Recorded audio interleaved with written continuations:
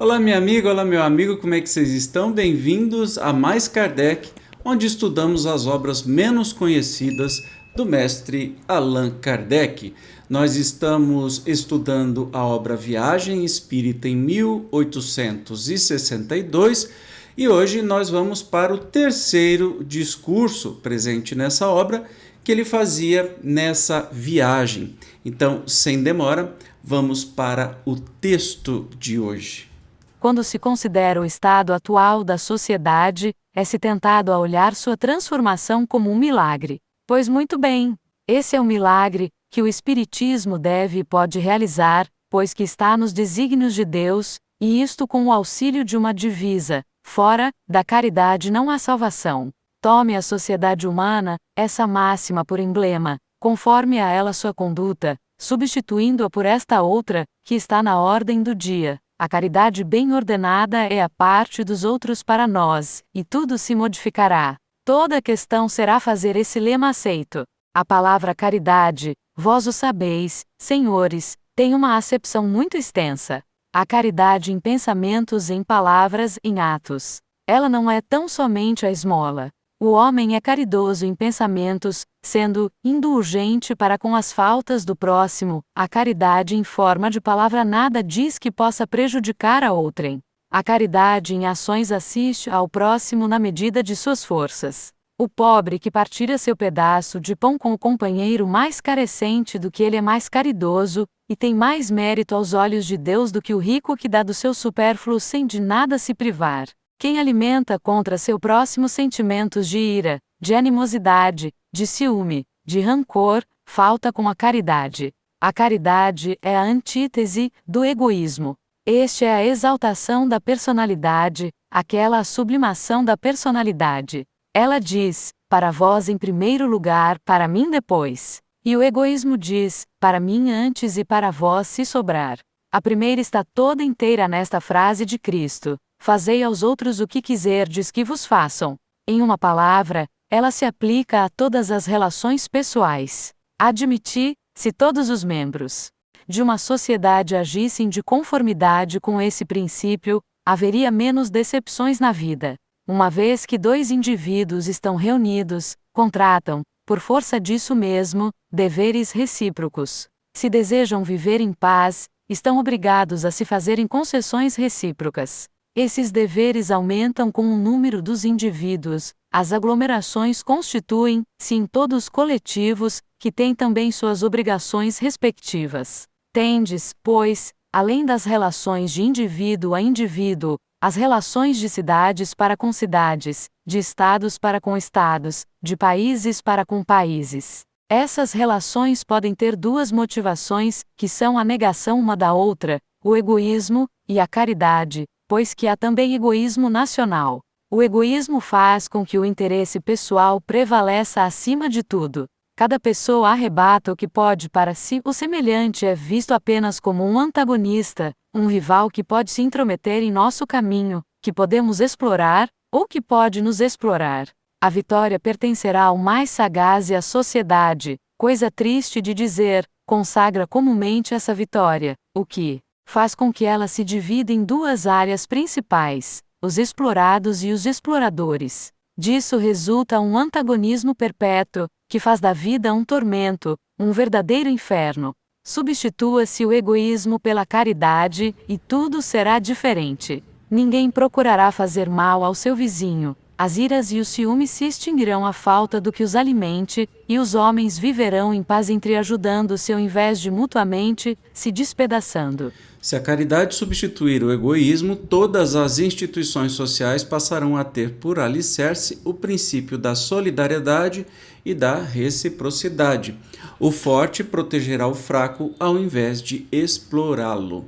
Então, neste terceiro discurso, Kardec vem falar sobre a caridade de verdade. Não só a questão dessa caridade, que às vezes é erradamente entendida no meio espírita brasileiro atual, por exemplo, que basta dar um prato de comida e está fazendo seu papel, né? A caridade, antes de tudo, além de ser material, é moral, né? você querer para os outros o que gostaria para si mesmo, assim como Jesus disse, né? E Kardec vem exaltar isso. A caridade de verdade é que a gente exija, né, batalhe, lute por justiça social, para diminuir a desigualdade social, né? Vamos lembrar que na pandemia, onde todo mundo passou perrengue, perdas horríveis financeiras de pessoas e tudo mais, os mais ricos ficaram mais ricos ainda. Tem alguma coisa muito errada, né? A gente perdeu dinheiro, a gente perdeu trabalho, e os muito ricos ficaram mais ricos, né? Então é sobre isso que Kardec está falando, sobre a justiça social, né? Sobre o forte proteger o fraco ao invés do contrário, de explorá-lo, né? Nós temos aí muitos exemplos de como a sociedade anda, né? Muitas vezes pessoas que falam a cada 3 palavras, 2 são Jesus, mas quer explorar os seus empregados, seus funcionários, é contra, né, acabar a escala 6x1, por exemplo, que dá dignidade às pessoas em ter 2 dias de folga, né? Olha que absurdo, nós estamos no século XXI, né? E a gente ainda está discutindo isso. Essa é a verdadeira caridade, além de fazer, né, o que precisa. Uma pessoa em condição de rua está precisando de comida agora, beleza, precisamos fazer isso também, mas não só isso, né?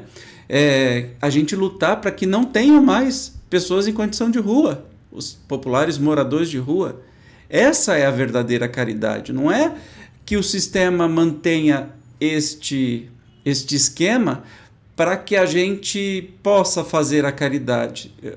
O mundo mais justo, o mundo ideal, é quando não houver mais absolutamente necessidade desse tipo de coisa, entende? Essa é a verdadeira caridade. Mas vamos continuar aqui no texto.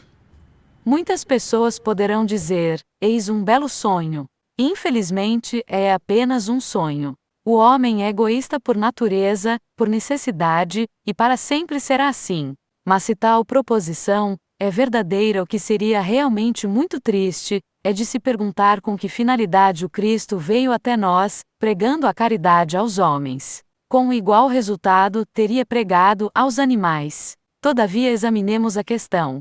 A progresso do selvagem ao homem civilizado, não se procura, diariamente, melhorar os costumes dos selvagens, mas com que finalidade, se o homem é incorrigível, estranha bizarria, estais certos de educar os selvagens e acreditais que o homem civilizado não pode melhorar.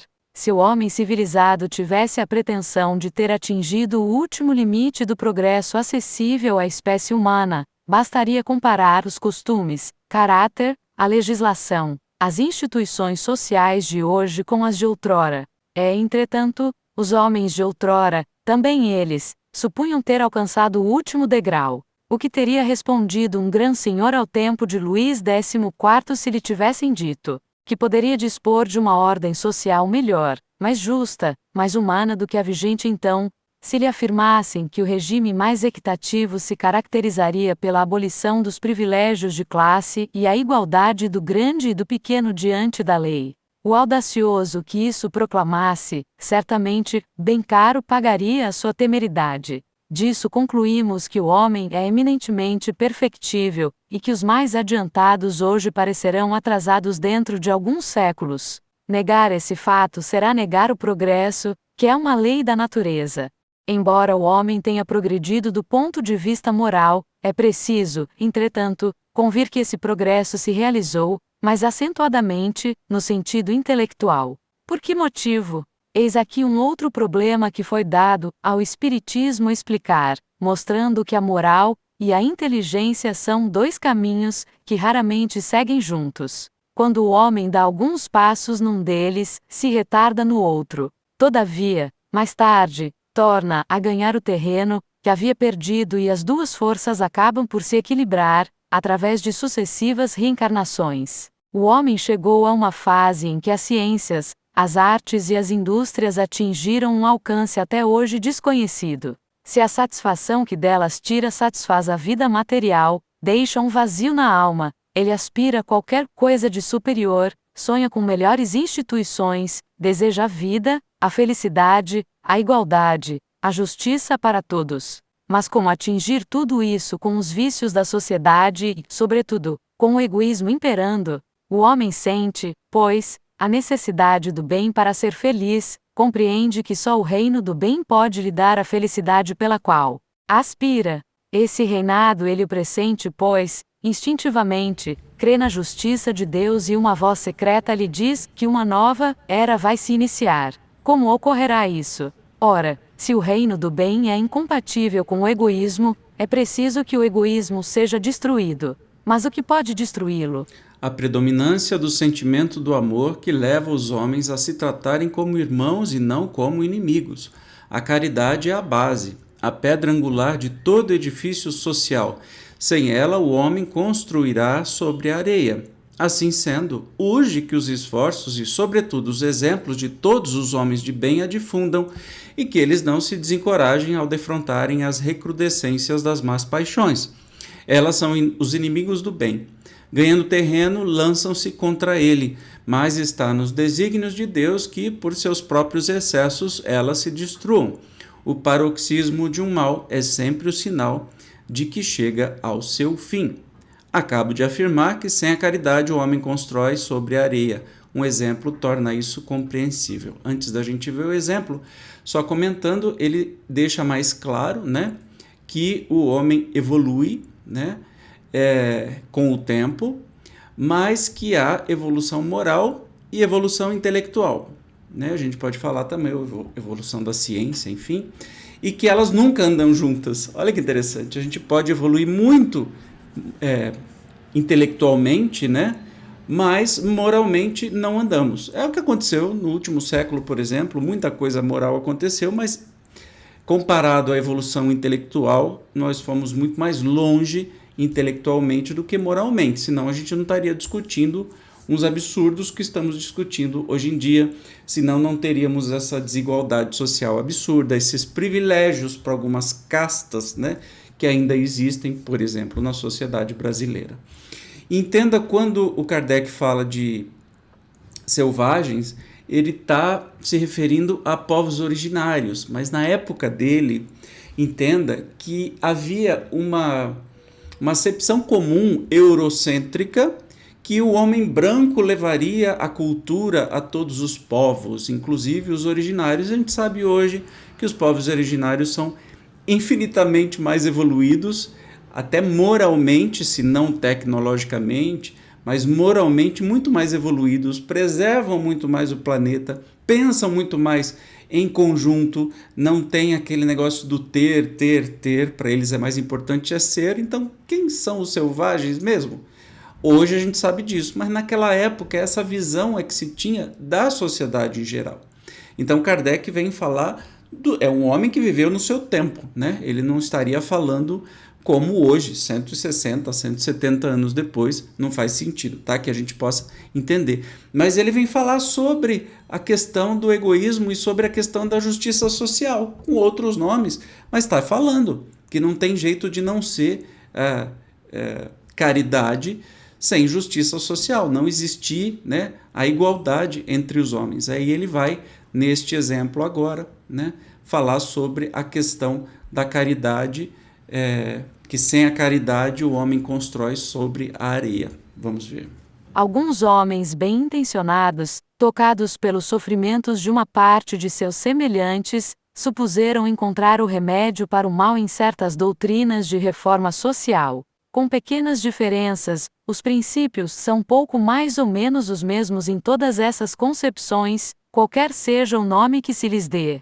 Vida comunitária, por ser a menos onerosa, comunidade de bens para que todos tenham a sua parte, nada de riquezas, mas também nada de miséria. Tudo isso é muito sedutor para aquele que, não tendo nada, vê antecipadamente a bolsa do rico passar ao fundo comunal, sem cogitar que a totalidade das riquezas, postas em comum, criaria uma miséria geral ao invés de uma miséria parcial, que a igualdade, estabelecida hoje, seria rompida amanhã pela mobilidade da população e a diferença entre aptidões, que a igualdade permanente de bens supõe a igualdade de capacidades e de trabalho. Mas esta não é a questão. Não está em minhas intenções examinar o lado positivo e o negativo desses sistemas. Faço abstração das impossibilidades que acabo de citar e proponho olhá-los de um outro ponto de vista, que, parece-me, ainda não preocupou-a ninguém e que se relaciona à nossa área de cogitações. Os autores, fundadores ou promotores de todos esses sistemas, sem exceção, não visaram senão a organização da vida material de uma maneira proveitosa a todos. A finalidade é louvável, indiscutivelmente. Resta saber se nesse edifício não falta a base que, só ela, poderia consolidá-lo, admitindo-se que fosse praticável. A comunidade é a abnegação mais completa da personalidade. Ela requer o devotamento mais absoluto, pois cada pessoa deve pagar de sua pessoa. Ora, o móvel da abnegação e do devotamento é a caridade, isto é, o amor ao próximo. Entretanto, é preciso reconhecer que a base da caridade é a crença, que a falta de crença conduz ao materialismo, e o materialismo ao egoísmo. Um sistema que, por sua natureza, requer para sua estabilidade virtudes morais no mais supremo grau, haveria que ter seu ponto de partida no elemento espiritual. Pois muito bem, ele não o leva absolutamente em conta, já que o lado material é a sua finalidade exclusiva. Muitas dessas concepções são fundamentadas em uma doutrina materialista confessada em alto e bom som, ou sobre um panteísmo que não passa de uma espécie de materialismo disfarçado. E isso quer dizer que são enfeitadas com o nome da fraternidade, mas a fraternidade, assim como a caridade, não se impõe nem se decreta, é algo que existe no coração, e não será um sistema que a fará nascer, se ela aí já não se encontra alojada. Ao mesmo tempo em que isto ocorre, o defeito antagônico à fraternidade arruinará o sistema e o fará cair na anarquia, já que cada pessoa quererá tirar para si a melhor parte. A experiência aí está diante de nossos olhos para provar que eles não extinguem nem as ambições nem a cupidez. Antes de fazer a coisa para os homens, é preciso formar os homens para a coisa como se fossem obreiros, antes de lhes confiar um trabalho. Antes de construir, é preciso que nos certifiquemos da solidez dos materiais. Aqui, os materiais sólidos são os homens de coração, de devotamento e abnegação. Sob o egoísmo, o amor e a fraternidade são, como já dissemos, palavras vazias. Assim sendo, de que maneira, sob o império do egoísmo, fundar um sistema que requeira a abnegação em um sentido tão amplo, que tenha por princípio essencial a solidariedade de todos para cada um e de cada um para com todos? Alguns homens abandonaram o solo natal para ir fundar à distância colônias sob o regime de fraternidade. Quiseram fugir ao egoísmo que os esmagava, mas o egoísmo seguiu com eles e lá, onde se acham, encontram-se exploradores e explorados, pois que a caridade lhes falta. Acreditaram que bastasse conduzir o maior número de braços possíveis, sem imaginar que, ao mesmo tempo, levavam os vermes roedores da nova instituição arruinada tão mais rapidamente, porque não tinha em si nem força moral, nem força material suficientes. Interessante esse ponto de vista, que ele vem falar que não bastaria só uma organização mundial, né?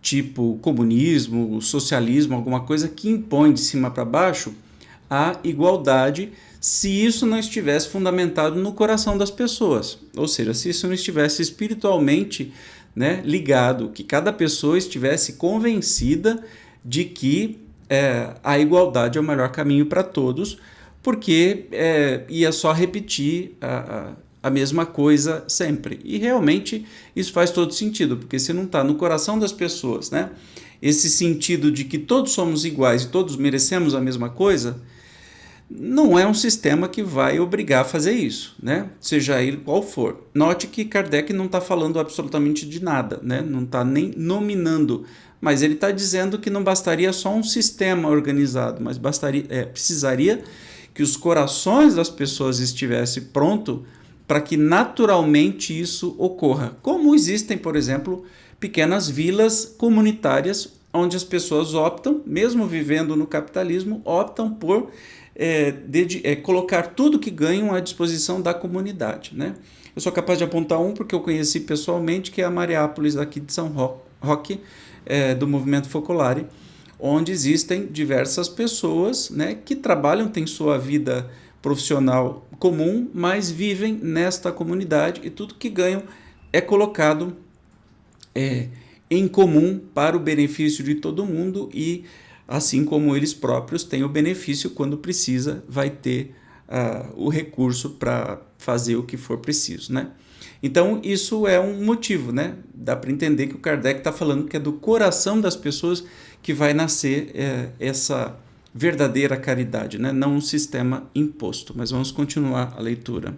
O que lhe faltava não eram braços numerosos, mas sólidos corações. Infelizmente, muitos foram os que se lhes engajaram porque, não se tendo desincumbido a contento, no que lhes fora confiado, acreditaram libertarem-se de obrigações pessoais. Viram apenas um ponto sedutor no horizonte, sem perceberem a espinhosa rota que para ele conduzia. Decepcionados em suas esperanças, reconhecendo que antes de gozar, era preciso muito trabalhar, muito sacrificar, muito sofrer, tiveram por perspectiva o desencorajamento e o desespero. Sabeis o que sucedeu à maioria. Seu erro é terem querido construir um edifício começando pela cumieira, antes de ter assentado sólidos fundamentos. Estudai a história e a causa da queda dos estados mais florescentes e por toda parte encontrareis a mão do egoísmo, da cupidez, da ambição.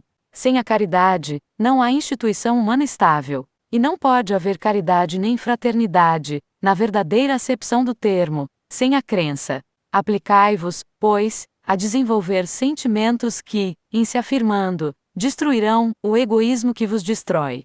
Quando a caridade tiver penetrado as massas, quando se tiver transformado na fé, na religião da maioria, então vossas instituições se tornarão melhores pela força mesma das coisas. Os abusos nascidos do personalismo exacerbado desaparecerão. Ensinai, pois, a caridade e, sobretudo, pregai pelo exemplo. Esta é a âncora da salvação da sociedade. Só ela pode realizar o reino do bem na terra, pois o reino do bem é o reino de Deus. Sem ela, por mais que vierdes a fazer, não criareis senão utopias das quais não vos resultarão senão decepções. Se o Espiritismo é uma verdade, se ele deve regenerar o mundo, é porque tem por base a caridade. Ele não vem derrubar qualquer culto nem estabelecer um novo. Ele proclama e prova verdades comuns a todos, base de todas as religiões, sem se preocupar com particularidades. Não vem destruir senão uma coisa, o materialismo, que é a negação de toda a religião. Não vem por abaixo senão um templo, o do orgulho e do egoísmo. Vem, entretanto, dar uma sanção prática a essas palavras de Cristo, que são toda a sua lei. Amai o vosso próximo como a vós mesmos.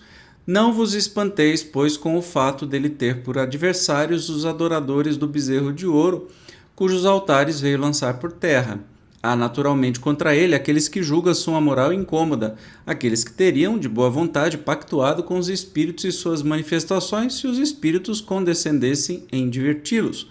Mas, pelo contrário, o Espiritismo veio rebaixar-lhes o orgulho, pregar-lhes a abnegação, o desinteresse e a humildade. Deixai-os, pois, dizer e fazer o que quiserem. Com isso, não se modificará a marcha dos desígnios de Deus. Então, Kardec vem falando sobre essa questão, que precisa ter a crença, precisa ter a vontade de fazer a caridade, né? Não basta só um sistema que faça isso. Vamos continuar. O Espiritismo, por sua poderosa revelação, vem, pois, acelerar a reforma social. Seus adversários, sem dúvida, rir-se-ão dessa pretensão e, todavia, ela nada tem de presunçosa. Demonstramos que a incredulidade, a simples dúvida em relação ao futuro, leva o homem a se concentrar sobre a vida presente, o que, muito naturalmente, desenvolve o sentimento do egoísmo. O único remédio para o mal é concentrar a atenção sobre um outro ponto e desenraizá-lo, por assim dizer, a fim de que, dessa forma, todos os hábitos a ele inerentes sejam modificados. O Espiritismo, provando de maneira patente a existência de um mundo invisível, leva, forçosamente, a uma ordem de ideias bem diversa, pois que dilata o horizonte moral limitado à Terra.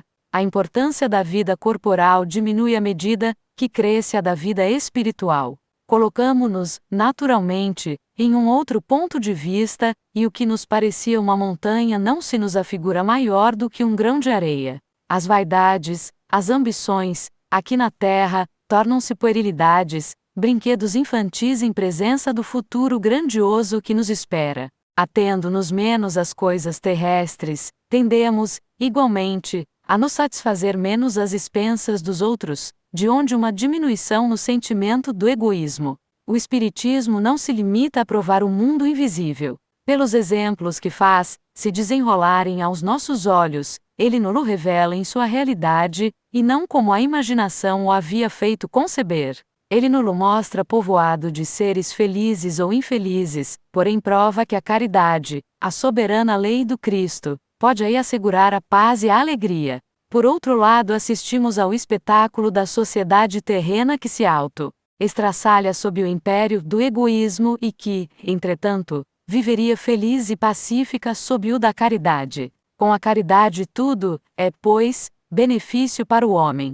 Felicidade neste mundo e no outro. Não se trata mais, conforme a expressão de um materialista, do sacrifício de pessoas logradas, mas segundo a expressão do Cristo, do investimento de dinheiro que vai ser centuplicado. Com o Espiritismo o homem compreende que tem tudo a ganhar realizando o bem, e tudo a perder optando pelo mal. Ora, entre a certeza, eu não direi a oportunidade de perder ou de ganhar, a escolha não pode ser duvidosa. Por esse motivo a propagação da ideia espírita tende, necessariamente, a tornar os homens melhores em suas mútuas relações. O que ele faz hoje, relativamente aos indivíduos, fará amanhã, em relação às massas, quando estiver difundido de maneira geral. Tratemos, pois, de torná-lo conhecido e em proveito de todos. Prevejo uma objeção que pode ser levantada, isto é, a de que, de acordo com essas ideias, a prática do bem seria um cálculo interessado.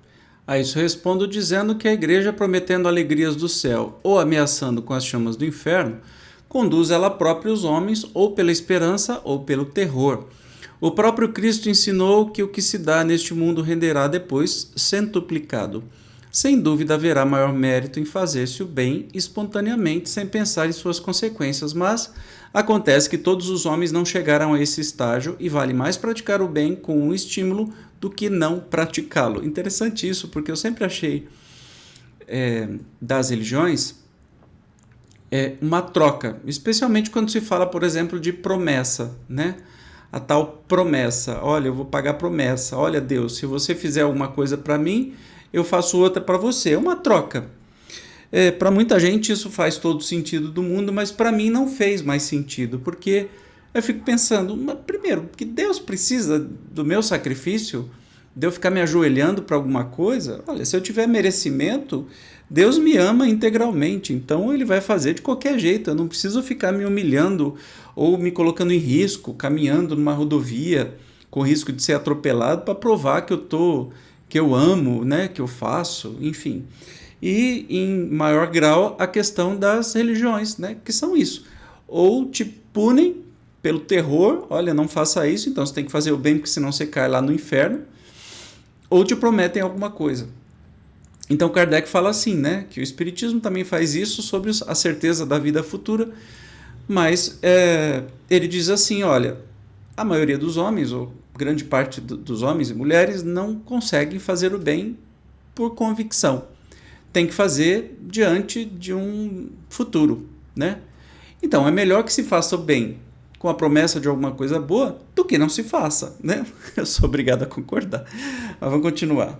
Ouve-se por vezes falar de pessoas que fazem o bem sem premeditação e, por assim dizer, por um impulso que lhes é próprio. Delas disse que não tem mérito, pois nessa realização não empenham nenhum esforço pessoal. É um erro. O homem não chega a nada sem esforço.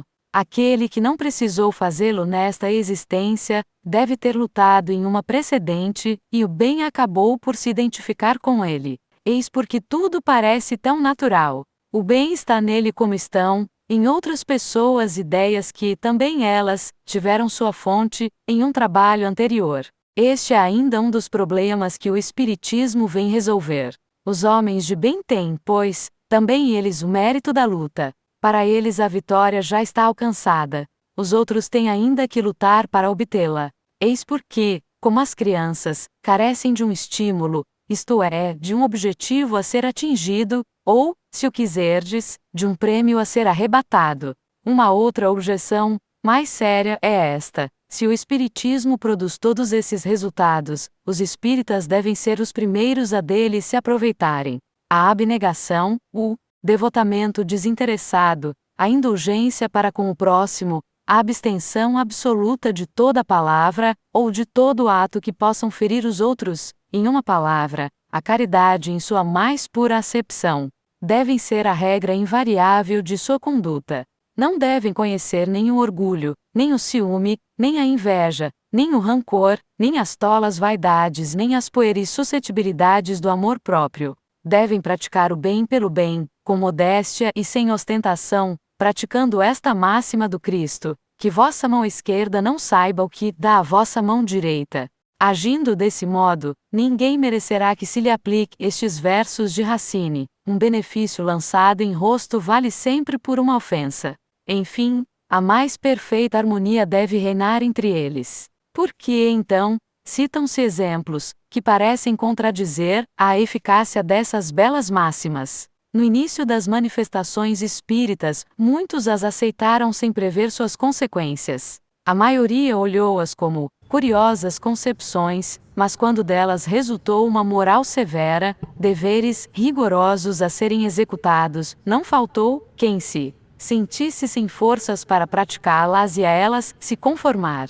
Faltou-lhes coragem, devotamento, abnegação. Nessas pessoas a natureza corporal prevaleceu sobre a espiritual. Creram, mas recuaram em face da realização. Havia, pois, na origem, apenas espíritas, isto é, crentes. A filosofia e a moral abriram a essa ciência um horizonte novo, e criou os espíritas praticantes. Os primeiros se atrasaram na retaguarda, os segundos arremeteram-se para a frente. Que interessante que Kardec vai conduzindo, né, o discurso por um lado até chegar no que é ser espírita. De novo, né, ele vem falar sobre isso, dizendo até que os primeiros espíritas acabaram se perdendo no caminho, né, quando veio a questão filosófica e moral, que é muito mais importante do que qualquer outra coisa, que é o verdadeiro significado do espiritismo.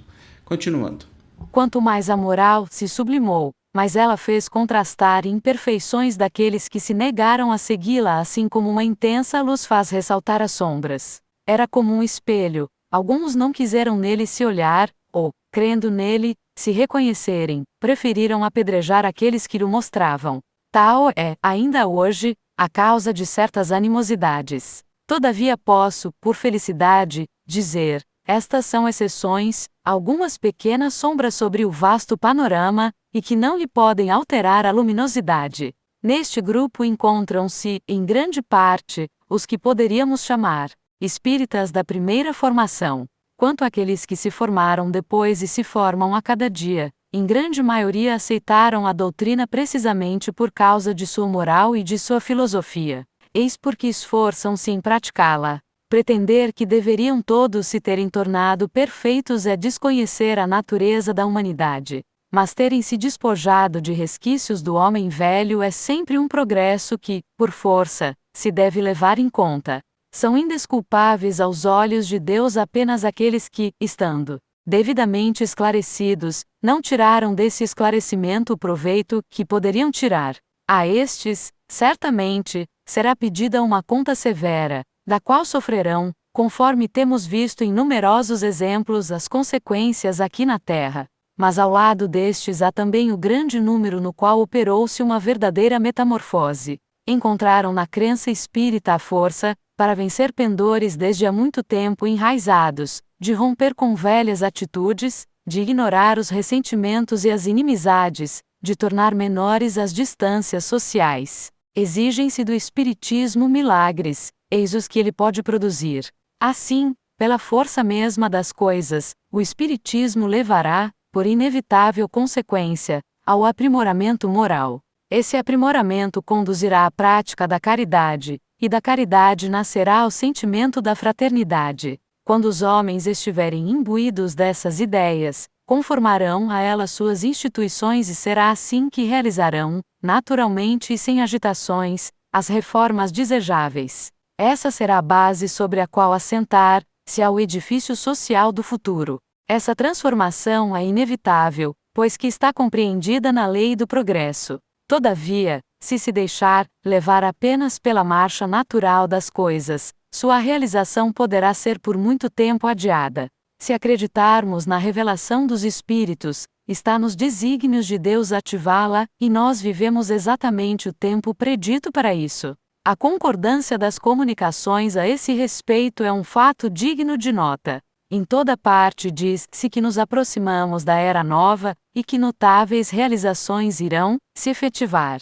Seria, entretanto, um erro supor que o mundo está ameaçado por um cataclismo material. Examinando as palavras do Cristo, torna-se evidente que nesta, como em outras muitas circunstâncias, ele falou de maneira alegórica. A renovação da humanidade, o reino do bem sucedendo ao reino do mal, são notáveis fatos, que podem ter realização sem que haja necessidade de um naufrágio universal, da eclosão de fenômenos extraordinários, ou da derrogação das leis naturais. E é sempre nesse sentido que os espíritos se têm exprimido. Que legal, né? Kardec sempre positivo, esperando que o melhor aconteça, assim como eu disse para vocês, né? Ele achava que o espiritismo ia explodir absolutamente, coisa que não aconteceu devido ao nosso orgulho e egoísmo, que começou com a Primeira Grande Guerra, a Segunda Grande Guerra, e a gente está aí no século XXI, à beira de uma outra Grande Guerra para acontecer, né? Ou seja, a história não é... Eu ainda ouvi o Leandro Carnal num vídeo falando isso, que as pessoas acham que a história é linear, ela não é, ela é feita de ciclos. Então nós estamos hoje muito menos evoluídos ou menos moralmente evoluídos do que há 30 anos atrás, que a gente aceitava muitas coisas na sociedade que hoje, devido às religiões, não são mais aceitas. Então, assim, a gente deu passos para trás, sim, mas que de vez em quando a gente dá uns saltos para frente, e isso que é legal. Mas vamos continuar o texto de hoje. Tendo a Terra alcançado o tempo marcado para se transformar em feliz morada, elevando-se assim na hierarquia dos mundos, basta a Deus não permitir aos espíritos imperfeitos a que se reencarnarem, dela afastando aqueles que por orgulho, incredulidade, maus instintos, se possam tornar em um obstáculo ao progresso, perturbando a boa harmonia, como, aliás, procedeis vós mesmos, em uma assembleia em que necessitais ter paz e tranquilidade, e da qual afastais aqueles que a ela possam trazer a desordem, ou como se expulsam de um país os malfeitores, que são exilados em países longínquos. Isso porque nas raças, ou melhor para nos servirmos das palavras do Cristo nas gerações de espíritos enviados em expiação à terra, aqueles que se mantiverem incorrigíveis, serão substituídos por uma geração de espíritos mais adiantados e, para isso, bastará uma geração de homens e a vontade de Deus que pode, através de acontecimentos inesperados, embora naturais, apressar-lhes a partida da terra. Se, pois, a maior parte das crianças que hoje nascem pertencem à nova geração de espíritos melhores, se os demais, que partem a cada dia, não mais regressarão, disso resultará uma renovação completa. E o que será feito dos espíritos exilados? Serão encaminhados para mundos inferiores, onde expiarão duras asperezas em longos séculos de provas difíceis, pois que também eles são anjos rebeldes que desprezaram o poder de Deus e se revoltaram contra a lei, que Cristo veio lhes recordar. Como quer que seja, nada se faz bruscamente na natureza. A velha levedura deixará ainda, durante algum tempo, traços que só de pouco em pouco se apagarão. Quando os espíritos nos dizem, e isso eles o fazem por toda parte que nos abeiramos desse momento, não creiais, que seremos testemunhas de uma transformação exposta à vista. Querem demonstrar-nos que estamos no momento da transição, assistimos à partida dos velhos e à chegada dos novos, que virão fundar uma nova ordem de coisas, isto é, o reino da justiça e da caridade, que é o verdadeiro reino de Deus. predito pelos profetas e do qual o Espiritismo vem preparar os caminhos. Vede, senhores, estamos já bem distantes das mesas girantes e, entretanto, apenas alguns anos nos separam do berço do Espiritismo. Quem quer que tivesse sido bastante audacioso para predizer o que hoje se passa seria levado à conta de insensato aos olhos dos seus próprios correligionários. Observando a pequenina semente, quem poderia compreender, se dantes não tivesse assistido ao fenômeno, que dali sairia a árvore poderosa? Vendo a criança nascida no estábulo de uma pobre aldeia na Judéia, quem poderia supor que, sem o Fausto e o poder material, sua voz singela abalaria o mundo, reforçada apenas por alguns pescadores ignorantes e tão pobres quanto ela mesma? Outro tanto ocorre com o Espiritismo, que, saindo de um humilde e vulgar fenômeno, já aprofundou suas raízes em todas as direções, e cuja ramalhada bem cedo abrigará a terra inteira. As coisas progridem celeremente quando Deus assim o quer. E considerando que nada ocorre fora de sua vontade, quem não veria o dedo de Deus? Assistindo à marcha irresistível das coisas, poderia dizer, como outrora os cruzados marchando para a conquista da Terra Santa: Deus o quer, mas com a diferença que eles marchavam levando nas mãos ferro e fogo, enquanto que vós apenas tendes por arma a caridade que, ao invés de ocasionar ferimentos morais, derrama um bálsamo salutar sobre os corações doloridos. E com essa arma pacífica que cintila aos olhos como um raio divino e não como metal assassino, que semeia esperança e não temor, tereis, dentro de alguns anos, levado ao aprisco da fé mais ovelhas desgarradas do que o teriam podido fazer séculos de violência e de prepotência. É com a caridade por guia que o Espiritismo caminha para a conquista do mundo. É interessante que Kardec vem falar sobre a questão da transição, como que se dá isso, né? Que os espíritos teimosos são levados adiante, mas sem nenhum cataclismo, sem nada de extraordinário, simplesmente vão desencarnando e vão indo para outros planetas onde eles serão mais úteis, mas não vão atrapalhar, né? E, enquanto isso, novos espíritos são reencarnados no planeta, causando a sua evolução. E que ele já disse que a gente não verá isso acontecer, e eu repito que nós também dessa geração não veremos, porque é um processo muito lento, né? Que não se apaga o passado de uma hora para outra e tem muito tempo para acontecer. Então, desconfie sempre desses negócios de data limite, essas bobagens, sabe? Vai ser em 2012, não, agora vai ser em 2050 e pouco. Tá, quando acontecer, chegar lá e não for, mas agora vai ser 2100. E assim vai, conversinha para boi dormir, para vender livro, filme e seja lá o que for, né? Que a gente não caia nessas pataquadas besta aí que roda no meio espírita, né?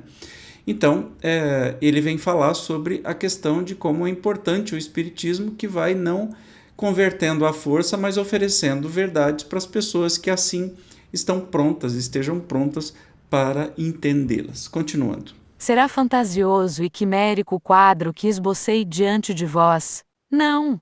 A razão, a lógica, a experiência, tudo diz que essa é uma realidade. Espíritas, sois os pioneiros dessa grande obra. Tornai-vos dignos da gloriosa missão, cujos primeiros frutos já recolheis. Pregai por palavras, mas, sobretudo, pregai por exemplos. Comportai-vos de modo a que, em vos vendo, não possam dizer que as máximas que ensinais são palavras vãs em vossos lábios.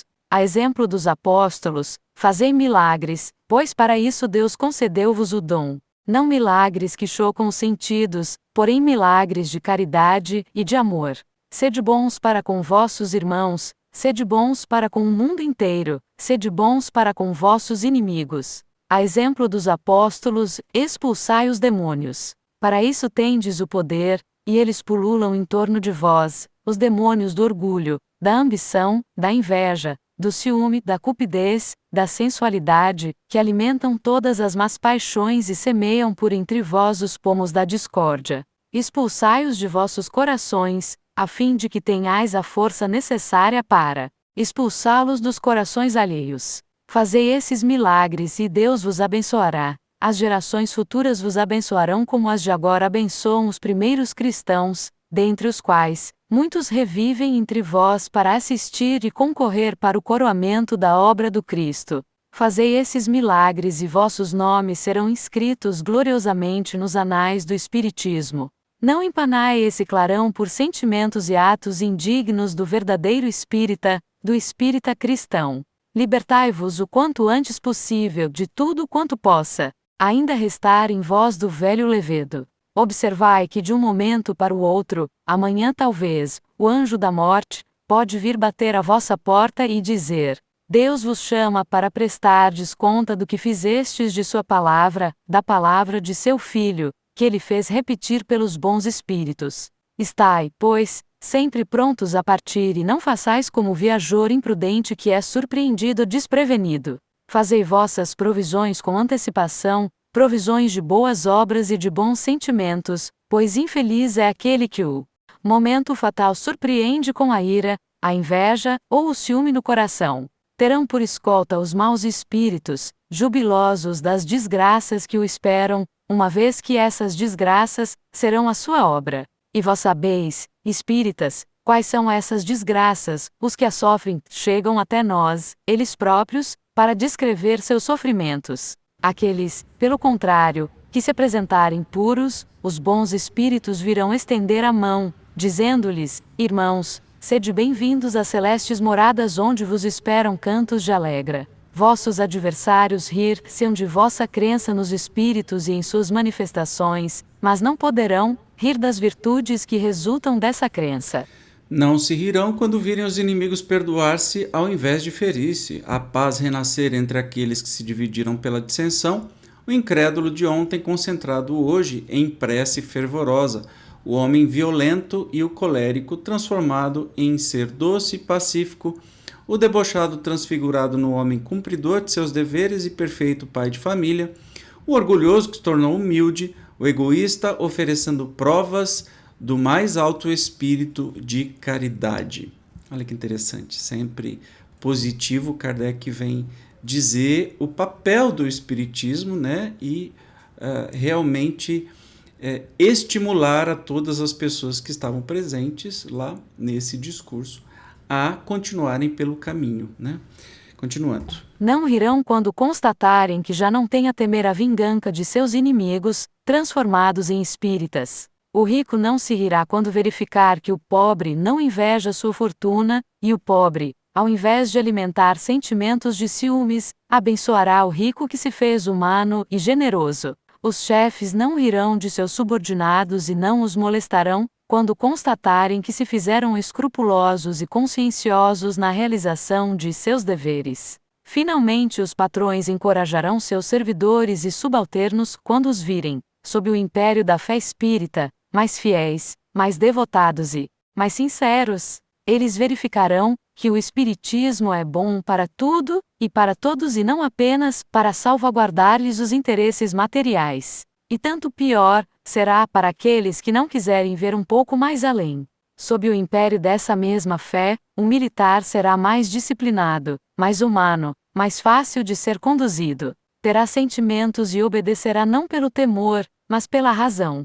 É o que constatam os dirigentes imbuídos desses princípios e eles são numerosos. E por tal motivo, sinceramente desejam que nenhum entrave se oponha à propagação das ideias espíritas entre aqueles que se encontram sob sua direção.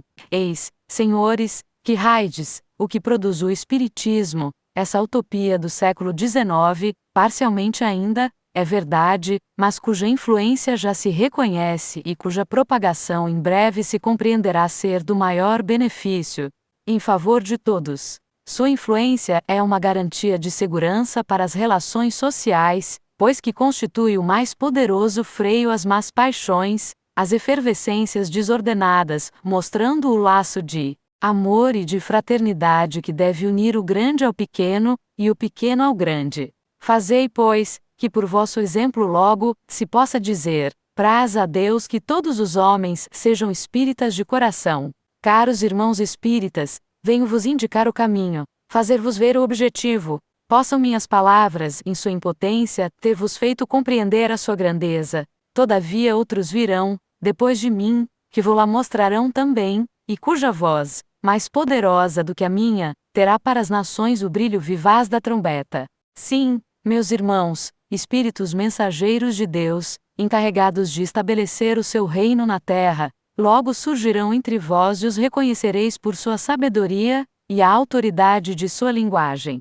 À sua voz, os incrédulos e os ímpios se encherão de espanto e de estupor e curvarão a cabeça, pois não ousarão chamá-los loucos. Eu não poderia, irmãos, revelar-vos tudo quanto vos prepara o futuro, mas o tempo está próximo em que todos os mistérios serão revelados, para a confusão dos mentirosos e a glorificação dos bons. Enquanto a oportunidade se apresenta, revesti-vos do manto branco, abafai as discórdias, pois que as discórdias pertencem ao reino do mal que vai ter fim. Seja-vos possível fundir-vos em uma única e mesma família, e dar-vos mutuamente, do fundo do coração, e sem pensamento premeditado, o nome de irmãos. Se entre vós há dissidências, causas de antagonismo, se os grupos que devem todos marchar para um objetivo comum estiverem divididos, eu o lamento, sem me preocupar com as causas, sem examinar quem cometeu os primeiros erros, e me coloco, sem hesitar, do lado daquele que tiver mais caridade, isto é,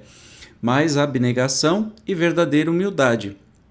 Pois aquele a quem falta caridade está sempre errado, assistido embora por qualquer espécie de razão, pois Deus maldiz quem diz a seu irmão raca. Ele está se referindo aí a uma passagem do Evangelho, né? Que é meio que assim, essa frase é de um desprezo, né? Que se falava. Continuando. Os grupos são indivíduos coletivos que devem viver em paz como os indivíduos, se realmente são espíritas. Eles são os batalhões da grande falange. Ora, o que será feito de uma falange cujos batalhões se dividirem? Aqueles que veem o próximo com olhos ciumentos provam, só por isso, que estão sob uma má influência, pois que o espírito do bem não pode produzir o mal. Vós o sabeis, a árvore reconhece-se pelos frutos. Ora, o fruto do orgulho, da inveja e do ciúme, é um fruto envenenado que mata quem dele se nutre. O que digo das dissidências entre grupos vale, igualmente, para as que possam haver entre os indivíduos. Em semelhante circunstância, a opinião das pessoas imparciais é sempre favorável àquele que dá provas de maior grandeza e de generosidade. Aqui na Terra, onde ninguém é infalível, a indulgência recíproca é uma consequência do princípio da caridade que nos leva a agir para com os outros como quereríamos que os outros agissem para conosco. Ora, sem indulgência não há caridade, sem caridade não há verdadeiro espírita. A moderação é um dos sinais característicos desse sentimento, como a acrimônia e o rancor são sinais da negação. Com acrimônia e espírito vingativo deterioram-se as mais dignas causas, mas com a moderação fortalecemo-las, se estamos de seu lado, ou delas passamos a participar, se não o fizemos ainda. Se, pois, eu tivesse de opinar em uma divergência, eu me preocuparia menos com as causas e mais com as consequências. As causas em querelas ocasionadas sobretudo por palavras, podem ser o resultado de questões das quais nem sempre somos senhores. A conduta ulterior de dois adversários é o resultado da reflexão, eles agem de sangue frio, e é então que o verdadeiro caráter de cada uma das partes se define. Uma cabeça ruim e um mau coração caminham muitas vezes juntos, porém rancor e bom coração são incompatíveis. Minha medida de apreciação seria, então, a caridade, isto é, eu observaria aquele que menos mal diz de seu adversário, aquele que é o mais moderado em suas recriminações. É segundo esta medida que Deus nos julgará, pois que ele será indulgente para quem tiver sido indulgente, e será inflexível para quem tiver sido inflexível. A rota traçada pela caridade é clara, infalível e sem equívocos. Poderíamos defini-la assim: sentimento de benevolência, de justiça e de indulgência relativamente ao próximo, baseado no que quereríamos que o próximo nos fizesse. Tomando-a por guia, podemos estar certos de não nos afastar do caminho reto que conduz a Deus. Quem deseja, de maneira sincera e séria, trabalhar por sua própria melhoria, deve analisar a caridade em seus mínimos detalhes e por ela conformar sua conduta, pois ela se aplica a todas as circunstâncias da vida, tanto as mais simples quanto as mais complexas. De cada vez que estivermos incertos quanto ao partido a tomar, no interesse alheio, basta que interroguemos a caridade e ela responderá sempre de maneira justa. Infelizmente, escuta-se mais frequentemente a voz do egoísmo. Lembrando que nas obras fundamentais é questionado, né, os espíritos são questionados quais são os maiores males da humanidade quando eles respondem orgulho e egoísmo. Sem eles, realmente a gente viveria num mundo muito melhor. Vamos terminar o estudo de hoje com a última página do discurso. Sondai, pois, os refolhos de vossa alma, para dela arrancardes os últimos vestígios das más paixões, se delas algo restar ainda. E se experimentais algum ressentimento contra alguém, cuidai de abafá-lo e dizei: irmão, esqueçamos o passado. Os maus espíritos nos haviam separado, que os bons nos reúnam, se ele recusar a mão que lhe estendeis. Então lamentai-o, pois Deus, por sua vez, lhe dirá: por que pedes perdão, tu que não perdoastes? Apressai-vos, pois, para que se não vos aplique esta frase fatal: é tarde demais. Tais são, queridos irmãos espíritas, os conselhos que tenho a vos dar. A confiança que vindes em mim depositar é uma garantia de que eles trarão bons frutos. Os bons espíritos, que vos assistem, dizem-vos a cada dia a mesma coisa, porém julguei um dever apresentar-vos essas advertências em um conjunto, de modo a que suas consequências melhor se destaquem.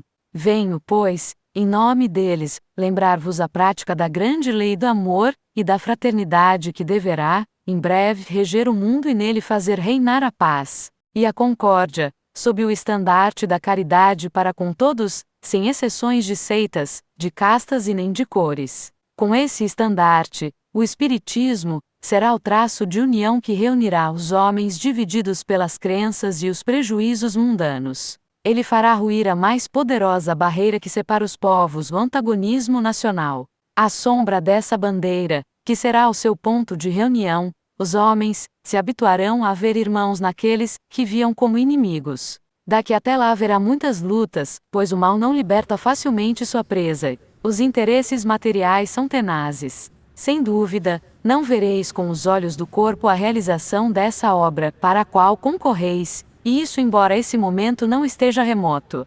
Os anos iniciais do século próximo deverão prenunciar essa era nova que se prepara ao crepúsculo desta em que vivemos. Mas fruireis, com os olhos do Espírito, o bem que tiverdes feito, como os mártires do cristianismo rejubilaram-se contemplando os frutos de seu sangue derramado. Coragem, pois, e perseverança.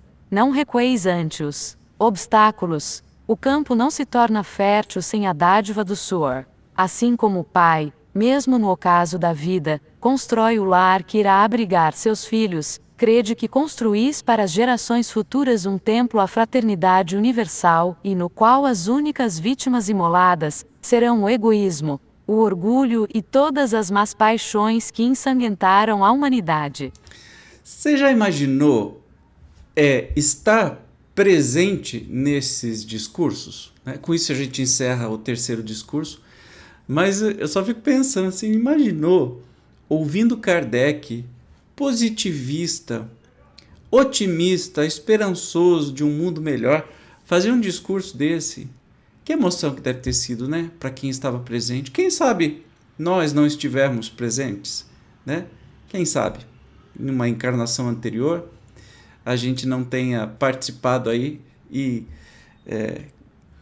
assistido esse discurso lindíssimo. Bom, com isso a gente termina os discursos. E no próximo episódio, e obrigado pela sua presença, viu? Quase 1 hora aí, tá firme e forte comigo, que bom. No próximo episódio, nós vamos começar a estudar as instruções particulares que fazem aí a segunda parte desta viagem espírita, né? Instruções dadas aos grupos em resposta a algumas das questões propostas, como um mestre, como um professor, sempre se preocupando em trazer orientações, né? Para que a gente pudesse seguir cada vez melhor pelo caminho dos estudos do Espiritismo. E até hoje, né, acontece que todas essas instruções, esses discursos e tudo que a gente viu até aqui são absurdamente aplicáveis nos dias de hoje. Obrigado mais uma vez e eu te espero no próximo encontro, no próximo episódio. Até mais. Tchau!